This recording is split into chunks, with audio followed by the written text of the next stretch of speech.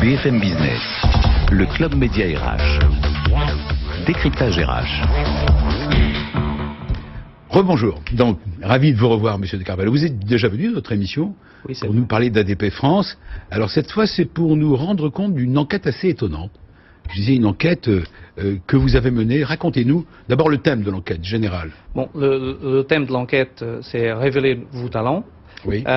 Disponible sur notre site sous la forme de livre blanc, où y compris les gens peuvent se positionner et voir quels sont ces résultats par rapport aux résultats de l'enquête. Alors c'est une étude européenne, hein, faut le préciser. Une étude européenne, mais que donne sur des salariés un petit peu de partout, et que sur la partie dont on parle, donc les salariés français, disent que 23% des salariés en France disent être capables de poser un arrêt maladie, donc alors ils ne sont pas malades.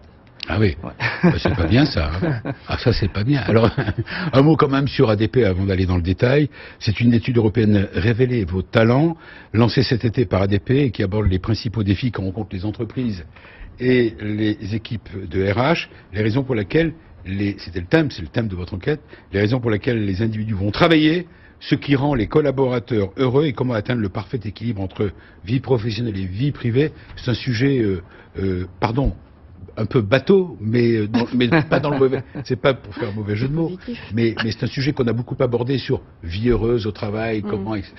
C'était intéressant de vous avoir parce que là c'est une enquête sérieuse que vous avez menée, donc, et on veut savoir les premiers enseignements. Or, dans les premiers enseignements, là c'est terrible, c'est vrai ou faux arrêt de maladie. Et la réponse c'est que, si vous nous suivez en télé, hein, sur BFM Business TV, vous allez voir ce qu'on appelle le petit camembert, près d'un salarié français sur 5, 1 sur 5, pense qu'il est acceptable de prétendre qu'il est malade alors qu'il ne l'est pas. Ça c'est surprenant, ça. C'est énorme. 1 sur 5, non? Vous trouvez pas? Ah oui, c'est énorme. Alors, ça tient à quoi? Vous n'avez pas essayé de... Comment vous l'analysez? Déjà, tout d'abord, il faut s'en préoccuper. Il est préférable de dire qu'on est malade plutôt que d'aller travailler. Et c'est ça, en fait. Oui, mais c'est surtout très important, c'est savoir et pourquoi les gens ils le font. Et donc, le taux d'absentéisme en étant une mesure générale de satisfaction des salariés, de niveau d'engagement du personnel, je pense que ça démontre une certaine désengagement, ça démontre un manque de fierté d'appartenance qu'il faut vraiment s'en préoccuper. Il faut aller aux racines sur les causes quand ça arrive. Et ça peut se manifester de différentes façons, parce que avant ça, et l'étude, on entrait un petit peu dedans, on peut avoir ce que un signe, c'est déjà le présentéisme. C'est les gens qui se disent... Il y a l'absentéisme et le présentéisme. Voilà, c'est avant de dire je ne vais ni même pas, je suis là, mais je contribue pas à la oui, je suis là, mais c'est comme si je n'étais pas là, quoi. Voilà.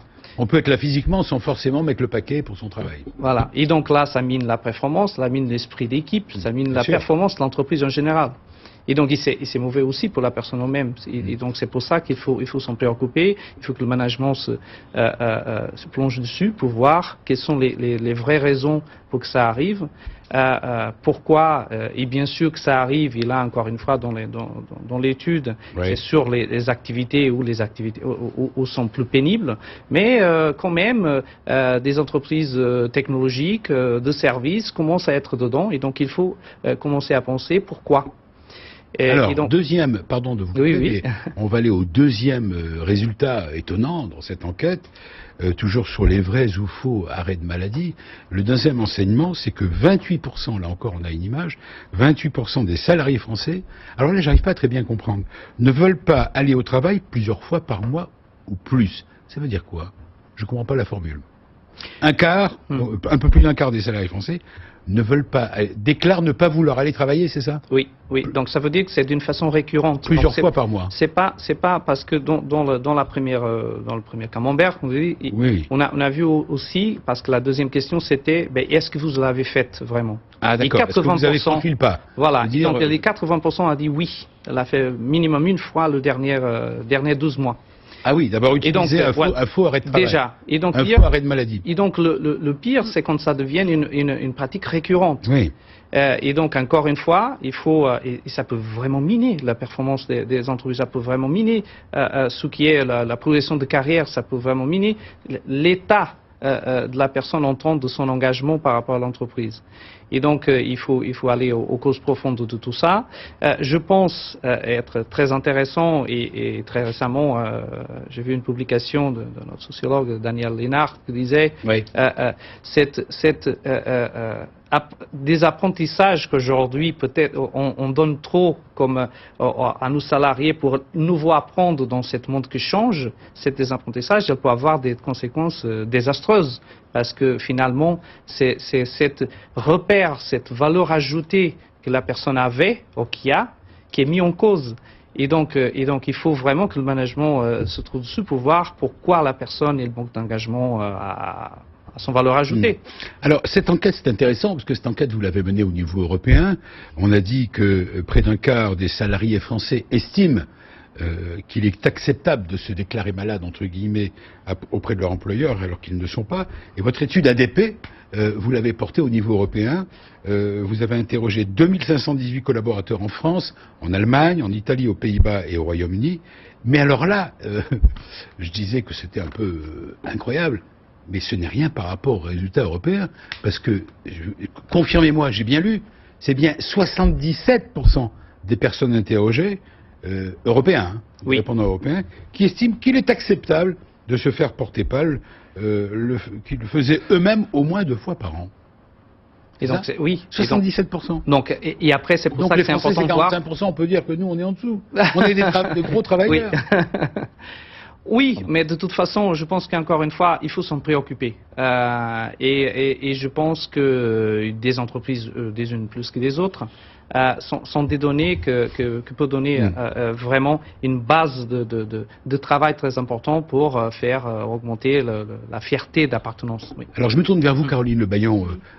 Dans cette enquête, j'ai vu que finalement, cette idée d'arrêt de maladie court, arrêt de maladie court, est un des principaux indicateurs surveillés par les directions de ressources humaines pour évaluer l'engagement des collaborateurs et un des signaux forts qu'il ne faut surtout pas négliger. Vous êtes d'accord là-dessus? Oui, tout à fait. Nous-mêmes, nous le suivons pour détecter effectivement un risque d'engagement. Oui. Voilà, c'est qu'il y a un problème. Quand on se pose la question d'aller travailler, alors on n'est peut-être pas très bien, mais on n'est pas vraiment malade, c'est que la motivation n'est pas là. Et l'engagement, c'est déjà un premier signe. C'est un premier signe. Il faut le suivre. Vous êtes d'accord, Monsieur de Carvalho? Ah oui, complètement. C'est ça, l'enseignement. Enfin, autre enseignement, donc les salariés qui ne veulent pas aller travailler en France au moins une fois au cours des 12 derniers mois, c'est 80%. Plusieurs fois par semaine, 12%. 12%, c'est ça? Et donc, les calculs. C'est pour ça que je dis, donc c'est quelque chose... Plusieurs fois par semaine? Ça veut dire être capable de. Ah oui. Alors, dernière question que vous leur avez posée, c'est sur les salariés qui ont envie de démissionner. Comment on s'est posé la question d'ailleurs? Quelle était la question réelle dans l'enquête? Pardon? Les salariés qui ont envie de démissionner en France, depuis qu'ils ont rejoint leur entreprise, c'est 41%, c'est énorme, en France, plusieurs fois par mois.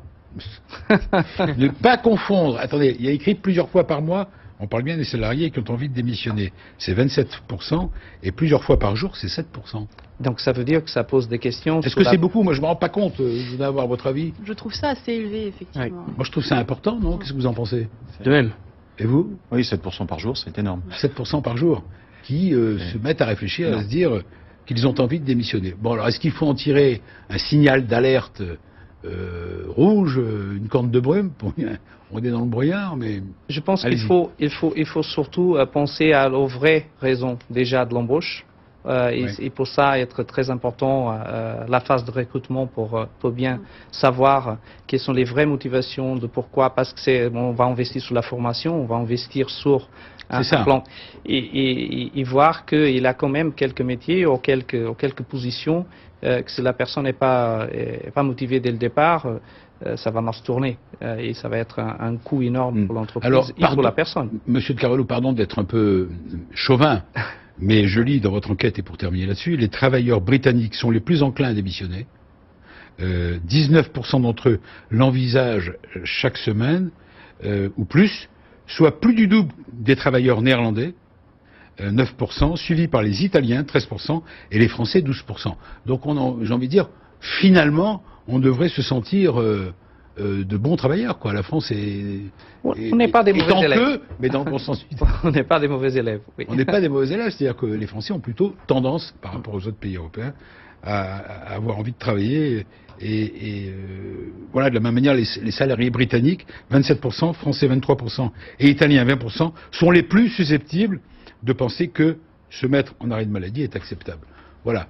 Donc ça fait beaucoup, mais finalement, pardon, mais si on le replace dans le contexte européen, on n'est pas les plus mal lotis. C'est bien ça. C'est pas une raison pour continuer à avoir envie de faire des faux arrêts de maladie. Je pense que la grande pari sous la formation, le grand pari sous la formation en France est donc preuve intéresser les collaborateurs. Voilà, par la formation, vous êtes d'accord, puisqu'on a la Oui, tout à fait. Être toujours vigilant au niveau d'engagement. Ce n'est jamais un acquis, en fait.